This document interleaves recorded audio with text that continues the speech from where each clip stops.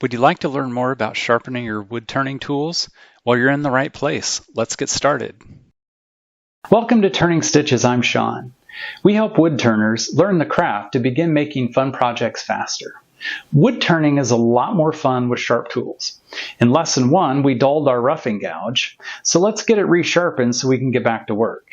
If you missed lesson 1, you can find it right here, and make sure you subscribe to the channel so you can find this series of lessons very easily. When we're learning wood turning, there's really two distinct skills that we're working on initially. First, obviously, is we're working at the wood lathe to shape wood, but we also need to learn skills on sharpening to resharpen our tools, and we're usually going to use a grinder or some similar setup. Today I'm going to go over my grinder setup, which is what I've been using since I started turning. There are a couple other options. Things like a Tormek Waterstone is another good option. Robert Sorby produces a Pro Edge system. That's a sanding belt system. But I found the grinder to be the most approachable, i.e. less cost, when I started, and that's still what I use today. Here are a few tips if you're researching grinders. First of all, you want a low speed or a variable speed grinder. This is the Rikon low speed 8-inch bench grinder, and it runs at about 1,750 RPMs. If you've got a variable speed grinder, you want to be able to turn it down to kind of a similar speed range. The lower speed helps reduce heat buildup when we're sharpening our tools. The other thing that's helpful is to have an 8-inch grinder instead of a 6-inch grinder. We'll talk a little bit more about why that is better in a few minutes. The other thing are the stones. So the grinding wheels, you want aluminum oxide, which are normally white. Sometimes you'll find them, they may be light blue or pink, but you want an aluminum oxide wheel and not the gray wheels that tend to come stock with a lot of other grinders. A nice upgrade for your grinding wheels could be a CBN wheel or a cubic boron nitride encrusted wheel. They will have a metal body and it'll look very similar to a diamond sharpening stone. Those will run very well balanced. You don't have to dress the wheels in the future. They're very durable, but they are expensive. So as you can see, I've never made that upgrade. So here are a couple details about how I have my grinder set up. On the right hand side, I've got a 60 grit wheel, and on the left, I've got a 120 grit wheel. Now I use the 120 grit wheel most of the time. Once I've got a tool shaped and it's the right shape, I rarely go over to this wheel, so I use this one most. This wheel's ready to be dressed. I knew I was going to be shooting this, so I've kind of neglected this a little bit, but both of these wheels need to be dressed, meaning that I need to just take the metal shavings that get embedded in the wheels just from sharpening. I need to remove that and get them nice and white. So let's do that here really quickly. So to dress the wheels, I've got this little diamond dresser. This is the way I like to do it. For me, it's the easiest method. And I use this little block, so I've got the handle in the block, and I'm able to use the block. It just kind of helps me keep this perpendicular to the stone, so I don't end up shaping the stone or rounding off the corners. So I want to keep these stones nice and flat across here on both sides. So let's go ahead and dress.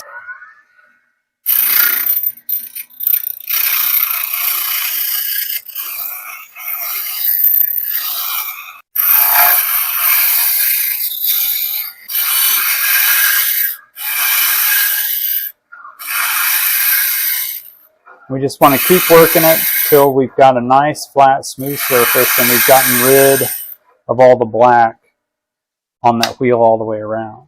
Okay, so that wheel looks really good. I've moved the platform over to the other wheel, so let's get that one done. Today we're going to sharpen several tools, starting with the roughing gouge that we dulled in lesson 1. We're going to start by polishing the flute.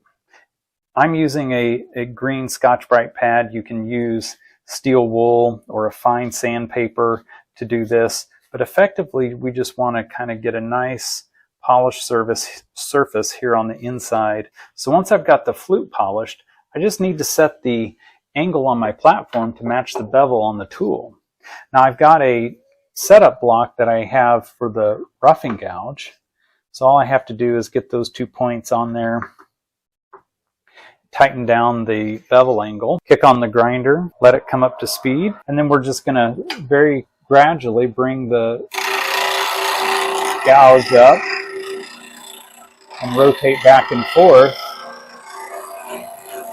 And now we've got a nice sharp edge and we're ready to go back to the lathe and get back to work. So while we're working with the platform, the next tool I want to sharpen is the scraper. So I've got this round nose scraper, and the first thing we're going to do is make sure we don't have a burr remaining on the top edge. Give it a quick few passes just to make sure the burr is no longer on the top of the scraper. And then just like with our roughing gouge, we're going to set the bevel angle on our platform, and then we'll just sharpen this one edge. On this tool though, I don't have that angle, so I don't have the jig. So all I'm going to do is loosen the platform. I'm going to bring the tool up so that the bevel is resting on the right here on the stone.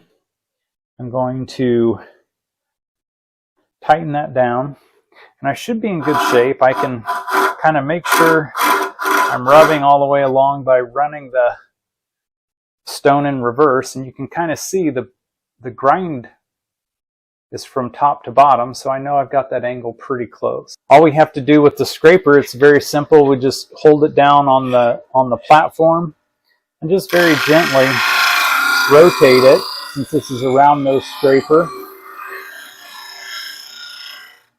all the way along. We've got a nice clean edge, and now I've got a burr I can feel here on the top, and this scraper is ready to go back to the lathe to work. If you're getting value out of this video so far, hit that like button. Now while we're also working here with the platform, we're gonna sharpen a parting tool.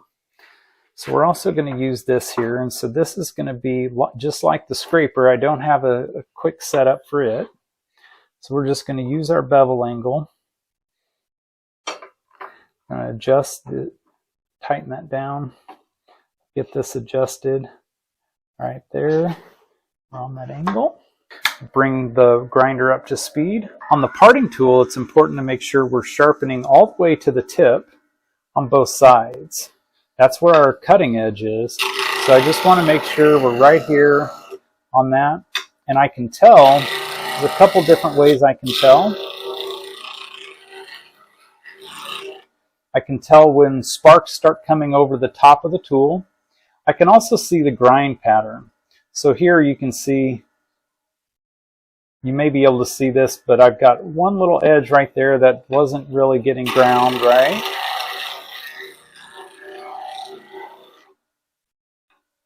I want to sharpen both sides. So earlier I talked about using an 8-inch grinder instead of a 6-inch grinder. And hopefully this will show up in the camera. I'm actually going to use my Sharpie. It'll kind of, but there's a slight curve from the wheel, from the point down here. And that curve would be more pronounced if I had a smaller wheel. So that's why an 8-inch wheel is preferred, because I have less of that, less of this hollowing that happens when we're sharpening our tools. So the bigger wheel reduces that hollow grind that we get when we're using a grinder for sharpening. So I use the Wolverine system by Oneway here at my grinder, and we've been using the platform.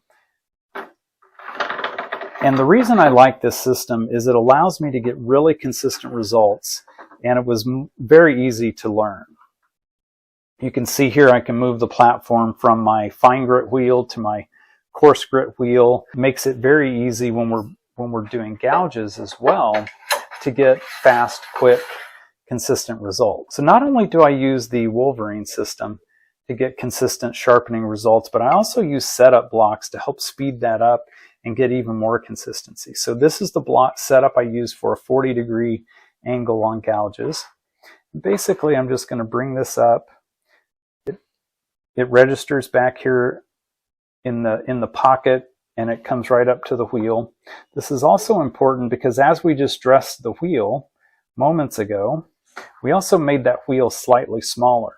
So if I put a mark on the bar to do my setup, as my grinding wheel gets smaller, my bevel angle changes. So this setup block helps eliminate that error. So we are going to use the Varigrind setup, which is this. We're going to use this with our gouge.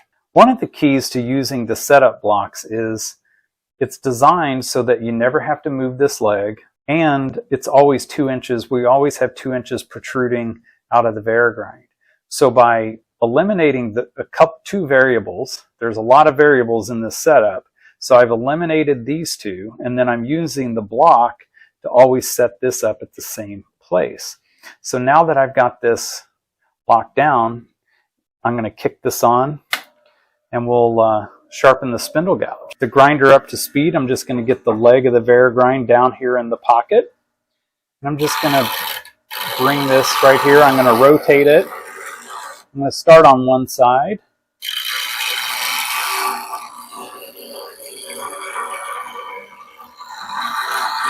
Now the one thing you want to be careful about is if I sharpen from one side to the other, from this side over to this side and back, I'm sharpening that tip twice. So normally what I do is I start in one spot and I get the edge and I don't go all the way to the tip. Then on the other side I do the same thing, and then I make a pass all the way around to get a nice consistent edge. But there we go. Spindle gouge is ready to use. So we can follow the same process that we did with the spindle gouge for the bowl gouge. I'm going to use a different bevel angle. I learned the setup blocks, including the plans, how to set it all up, in a sharpening book from the AAW. So we've got our varigrind thing right here. American Association of Woodturners is a great resource. I would recommend joining. It's not too expensive, but it can really help your learning process.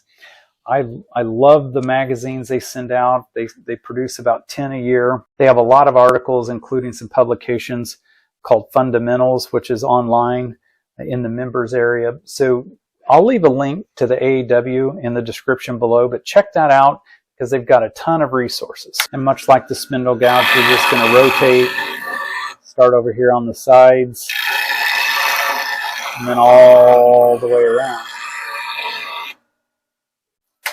Now our bowl gouge is ready. Now that we've got our spindle gouge sharpened here in lesson 2, in our next lesson, we're going to use this to cut beads and coves. Make sure you're subscribed to the channel and hit that notification bell so you'll know when the next lesson is posted. And I'm looking forward to seeing you in the next lesson.